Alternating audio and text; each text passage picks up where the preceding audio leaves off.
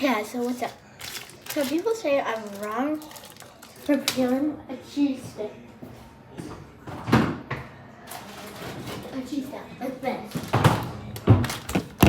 People say I'm wrong for peeling it down by fist. Alright? So people are like just bite into it, like no. So people are saying that I'm wrong for peeling it like to be honest, I've been doing that since I had my mom always do it since I was 3. Yeah, literally, I love these things. I would never bite into them. And also, it takes like 3 seconds to eat it. If you bite into it, and like, what's the fun of it? I have to make flowers. I'll show you when I'm done. Like this, my mom taught me this. They'd be smaller strips and actually look like a flower, but yeah.